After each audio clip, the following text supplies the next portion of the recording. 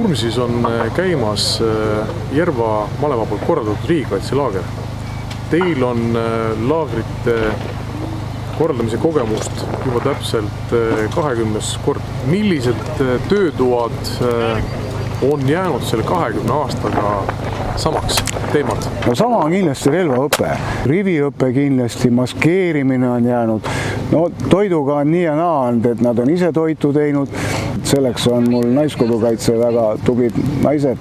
Noortel on üks töötuba, mida väga paljudes laagrites ei ole või siis on vähestel, on Airsofti töötuba. Miks Järva malev seda korraldab? Noortele läheb peale ka, et nad saavad täislahingut tunda seal, et oma varustuses ja oma jaoga siis seal tunda, kes on parem. Kuidas läinud on? Päris hea siuke lahendus alternatiiv linnaelule. Mida sa oled enda jaoks õppinud? Ma olen õppinud toime tulema väheste vahenditega. Kuidas teil riigikaitselaagris läinud? Hästi üldiselt vist. Jaa, päris tore on olnud. Mis on teie mõlema lembik töötuba? Püssiga laskmine on minul. Et ei karda?